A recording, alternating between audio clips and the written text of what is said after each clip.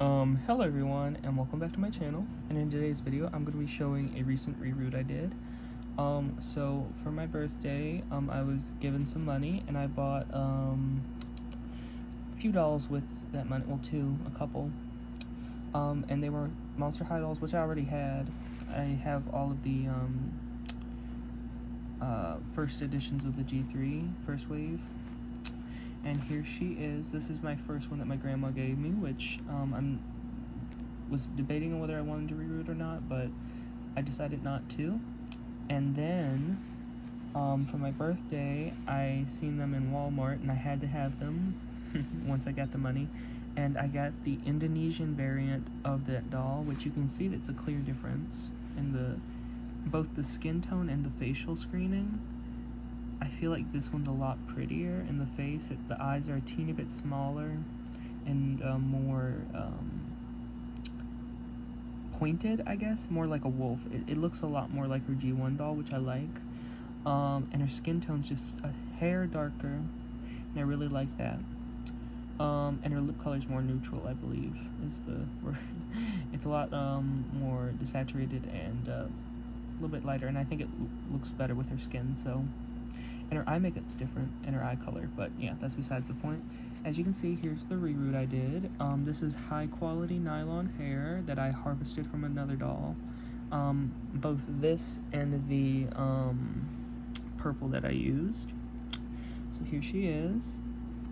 Her hair goes, I believe, let's see, it goes past her kneecaps, so there we go. And the original one, I believe this one went past her kneecaps as well, if not a little bit longer, but she was originally rooted with polypropylene hair or acetate. I don't know what the difference between those two are, but it's a very, you can kind of hear that, it's a very dry fiber, and it doesn't do well over time, so a lot of dolls that are rooted with this will kind of go bald, or the hair will become brittle and fall out, stuff like that.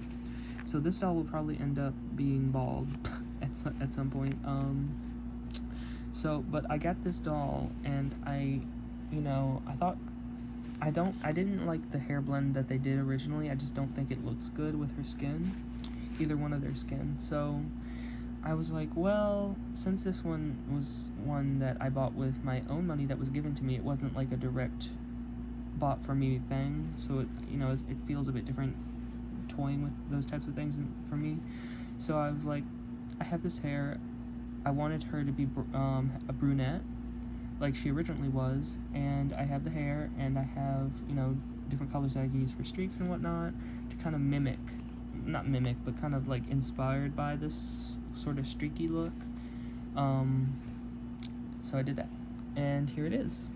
So yeah, I did this using knots. I had been using the rooting tool method recently, but I just wanted to get back into knots, and this hair was too short to do it that way. So the only reason I do it that way is because it goes by a lot faster, and it's less straining on my hand.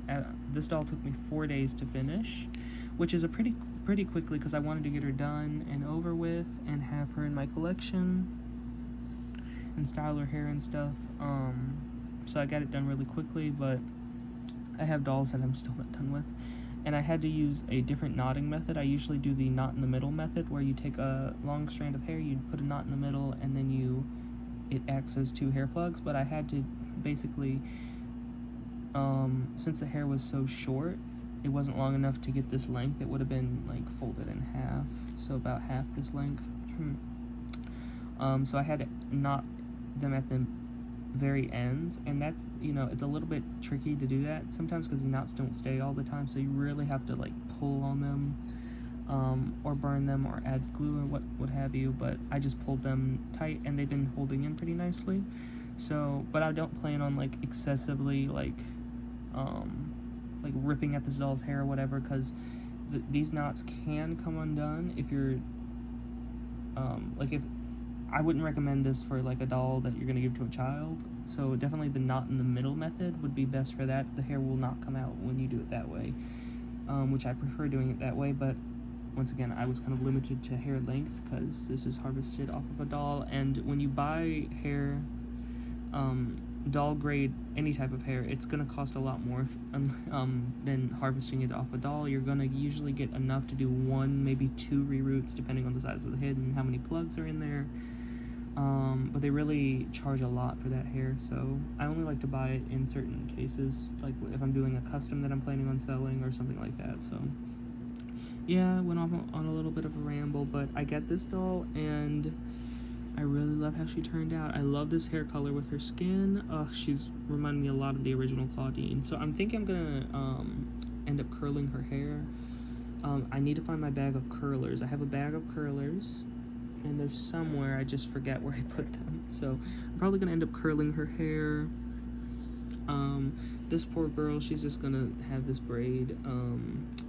I seen cute styles where they gave her like box braids and also just like boiling her hair and doing like really tight curls. I've seen people do that. So, but I think I'm just gonna leave it like this. I don't want to mess with this hair too much. If you overly play with it, it can get really frizzy, but this is high quality nylon. This stuff holds up really well. It's very sturdy fiber. This doll's hair is good for many years.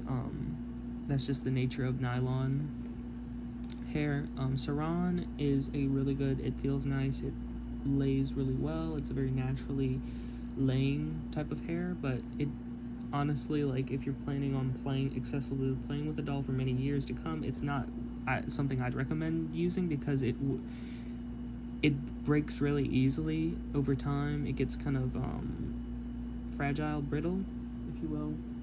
I have a lot of Monster High dolls that I've rooted with that fiber, and their hair is just like breaking off. Barbies as well.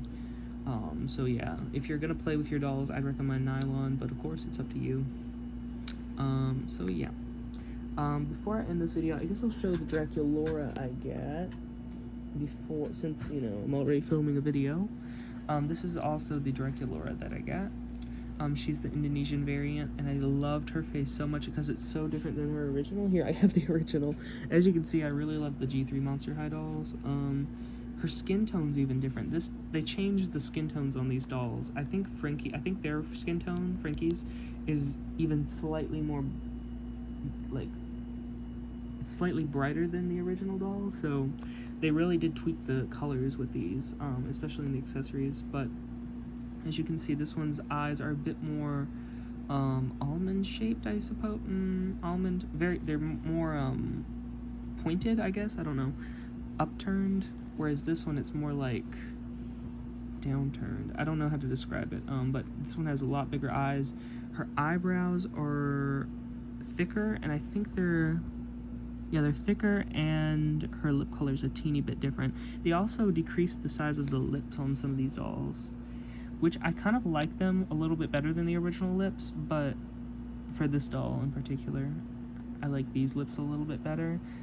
Something about the shape of these is kind of throwing me off. I don't know. It could just be the color. And for this doll, they changed the lip shape as well. I really like the lip shapes on the newer dolls, though.